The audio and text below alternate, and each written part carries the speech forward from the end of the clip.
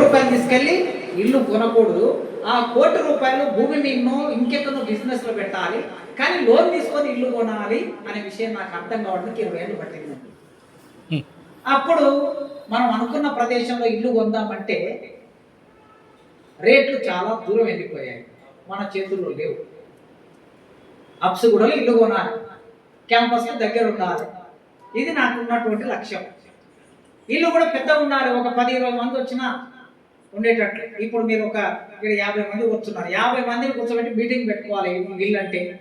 ఇది నాకున్నటువంటి ఒక లైబ్రరీ ఉండాలి, అమ్మ నాన్నకు ఒక బెడ్రూమ్ ఉండాలి, పిల్లలకి సెలవు బెడ్రూమ్ ఉండాలి, మాకు బెడ్రూమ్ ఉండాలి. కొంటే ఇట్లాంటి ఇల్లు కొనాలి, మంచి ఏరియాలో కొనాలి. కల్చర్ కూడా ఉండాలి పిల్లలకి. అంటే మనం ఎక్కడ ఏ ఏరియాలో ఉంటున్నామో పిల్లల మీద ఎఫెక్ట్ పడుతుంది, మన పెరిగే పిల్లలు కూడా. ఇట్లా ఆలోచించి ఇట్లాంటి ప్లేస్లో ఇల్లు కొనాలంటే ఈ అవేర్నెస్ రావడానికి 20 ఏళ్ళు పట్టింది, కానీ ఇల్లు కొనాలి అనే ఆలోచన రావడానికి కూడా 20 ఏళ్ళు పట్టింది. అప్పుడు వెళితే ఆ ఏరియాలో 2 కోట్లు పెట్టకుండా ఇల్లు లేదు, 2 కోట్లు లేకుండా ఇల్లు లేదు. 2 కోట్లు ఎక్కడి నుంచి వస్తాయి? వచ్చే అవకాశం లేదు, మన దగ్గర లేవా. అయినా బ్యాంకు దగ్గరికి వెళ్ళి నాకు ఎంత లోన్ వస్తుంది అని అడిగారు. సార్ మీకు మ్యాక్సిమం మీకు సర్వీస్ బాగుంది, మీ అదేదో మీ సిబిల్ స్కోర్ బాగుంది, మీకు సర్వీస్ ఉంది, మీ జీతం బాగుంది, కనుక 1,60,00,000 వరకు మీకు లోన్ వస్తుంది సార్ అని. ఈఎంఐ ఎంత కట్టాలి? 1,30,00,000, 1,30,000 కడితే ఈఎంఐ పోతే మీకు 1,60,00,000 లోన్ ఇప్పిస్తా సార్ అని. అట్లా తిరుగుతూ 2 కోట్ల ఇల్లు తీసుకొని అక్కడ ఇక్కడ ఫ్రెండ్స్ వాళ్ళు నేను అప్పులు ఇస్తే హ్యాండ్ లోన్ తీసుకొని 1,55,00,000 లోన్ పెట్టి అప్సిగూడలో 3,100 ఎస్ఎఫ్టీ ఇల్లు కొనుక్కున్నాను నేను. ఓకే, ఇప్పుడు నేను అప్పుల్లోనే ఉన్నా నిజానికి. 1,33,000 ఈఎంఐ పోతుంది నాకు వచ్చే జీతం. 1,33,000 ఈఎంఐ, 50,000 ఇన్కమ్ ట్యాక్స్. వచ్చే జీతంలో ఎంత అయింది? 1,80,000. 10 లక్షలు పిఎఫ్. హ్యాండ్ లోన్ తెచ్చుకున్నాం కదా, వాటికి అప్పుడప్పుడు వాళ్ళు ఎవరు నాతో వడ్డీ తీసుకునే వాళ్ళు కాదు, మనం ఎప్పుడు ఇస్తే అప్పుడు తీసుకుంటాం. ఏదో చిన్న చిట్టీలు వేసి వాళ్ళకి వాళ్ళ బాకీ తీర్చాలి కదా. అట్లా వేరే చిట్టి కమిట్మెంట్ ఒక 30,000 ఉంది. 2,10,000 నాకు కమిట్మెంట్. పిల్లల ఫీజులు ఏం కాకుండా మళ్ళీ పిల్లల ఫీజులు సంవత్సరానికి 2 లక్షలు. స్కూల్లో ఉన్నప్పుడు ఇప్పుడు నా బిడ్డ డిగ్రీకి వచ్చింది కనుక ఇప్పుడు ఫీజు ఎక్కువ పెరిగింది, ఇప్పుడు సంవత్సరానికి 6 లక్షల ఫీజు కట్టాల్సి వస్తుంది.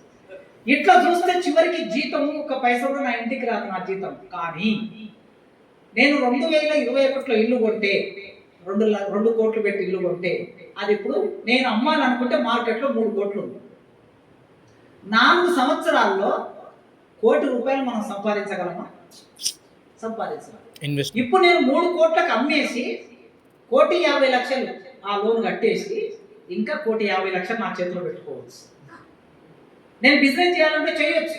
ఇప్పుడు నాకు ఎంత కాన్ఫిడెన్స్ వచ్చిందంటే మామూలు కాన్ఫిడెన్స్ కాదు. అంటే నా మైండ్ సెట్ ఎట్లుంది? బ్యాంకు లోన్ తీసుకోవద్దు, ఈఎంఐ కట్టొద్దు, ముందున్న మైండ్ సెట్. ఆ మైండ్ సెట్ని మార్చేసాను. ఇది మారిన తర్వాత చాలా మందికి టీచర్లకి, గ్రామాల్లో ఉన్న మన టీచర్లకి, చిన్న ఉద్యోగస్తులకు కూడా ఎకనామికల్ ప్లాన్ అనేది మనకు లేదు, తెలియదు. మనకి ఈ తెలియనితనం ఒకటి ఉంది. మీకు తెలిసినంత జ్ఞానం నాకు ఈ ఏరియాలో లేదు. దేశ రాజకీయాలు, ప్రపంచ రాజకీయాలు, కులము, చరిత్ర అవి ఏమైనా మాట్లాడతా కావచ్చు, కానీ బిజినెస్లో ఇప్పుడు అమ్మ అక్కకున్న నాలెడ్జ్ కూడా నాకు లేదు. ఇల్లు కొనుక్కోగలిగినా కానీ నేను బిజినెస్ చేయలేదు. చాలా మందికి ఆలోచన చెప్తుంటా, బిజినెస్ ఎట్లా చేయాలని చెప్తూ ఉంటాను నేను. చెప్పినప్పుడు వాళ్ళకి మంచిగా అనిపిస్తుంది, ప్రాక్టీస్లోకి పోయినప్పుడు అది ఎంత మేరకు సక్సెస్ అవుతుంది అనేది మీరందరూ ఫీల్డ్లో ఉన్నారు.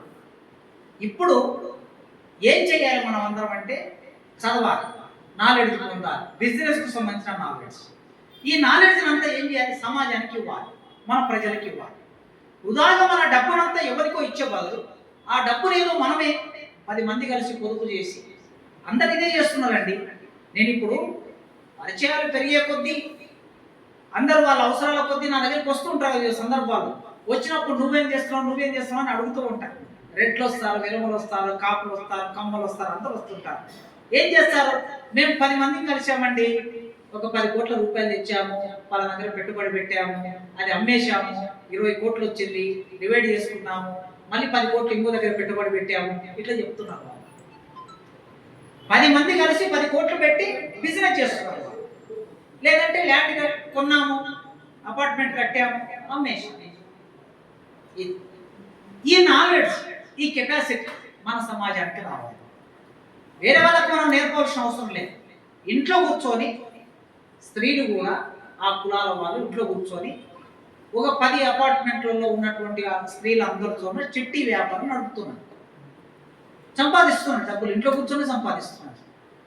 కనుక మన దగ్గర డబ్బు లేకపోవడం ఒకటైతే సరే, డబ్బు ఎట్లా లేదు మన సమాజానికి, కానీ అసలు ఆలోచన లేకపోవడం అనేది ఇది పెద్ద ప్రమాదం. ఏదో ఒకటి చెయ్యాలి అనే ఆలోచన నీ దరికి వస్తే కదా, అప్పుడు నువ్వు దానికి కావలసిన డబ్బు ఎట్లా వస్తుంది, పెట్టుబడి ఎట్లా వస్తుంది అనేది ప్రారంభం చేస్తావు. కనుక మొట్టమొదటి ఆలోచనలు మనం ఏం చేయాలంటే ప్రేరేపించాలి. మన సమాజానికి ఇవ్వాలి, మన యువతరానికి ఇవ్వాలి, మన నిరుద్యోగులకు ఇవ్వాలి. విపరీతంగా డబ్బును వృధా చేస్తున్నది ఎవరంటే మన సమాజం, మన కుటుంబాలే. మీకు ఎన్నో ఉదాహరణలు చెప్పగలుగుతా నేను. ఒక పండుగ వచ్చిందంటే ఒక కుటుంబం తక్కువ 20,000 ఖర్చు పెడుతుంది. పేద కుటుంబాలు 20,000 ఖర్చు పెడుతున్నారు. ఈ 20,000 డబ్బును ఆదా చేస్తే, రాత్రి మా మిస్సెస్ చెప్తున్నారు, సరిగ్గా పోయిన సంవత్సరం ఈ నెలలో ఈ రోజు 64,000 65,000 ఉన్న బంగారము ఇవాళ ఎంత అయింది? 1,20,000 అయింది. 1,30,000 ఏదో మళ్ళీ దిగినట్టున్నారు. సంవత్సర కాలంలో ఎంత పెరిగింది? డబుల్ పెరిగింది. నిజంగా డబ్బు నుండి బంగారం మీద పెట్టుబడి, అసలు బంగారం పెరుగుతుందన్న విషయం మనకు తెలుసా? తెలియదు. ఆ విషయం తెలియాలంటే మార్కెట్ ఏం జరుగుతుంది, ఎకానమీ ఏమున్నది, క్యాపిటలిస్టులు ఏమున్నారు, ఏం జరగబోతుంది సమాజంలో అనే జ్ఞానం మన సమాజానికి మనం అందించాలి. ఒక 5 సంవత్సరాల కిందట ఒక వెలుమామి, మా ఫ్రెండ్, ఆమె ఏం చేసిందంటే,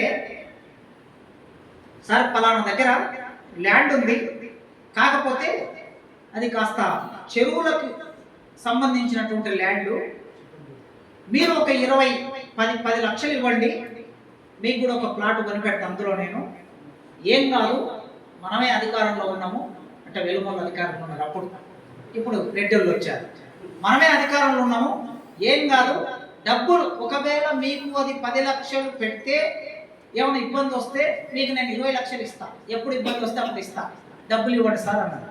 అంటే నేనన్నా, వామ్మో, మనం ఏడన్నా అప్పు తెచ్చి 10 లక్షలు ఇస్తే 10 లక్షలు ఆ చెరువులో కలిసిపోతే మన పరిస్థితి ఏమిటి అని మనం అనుకున్నాం.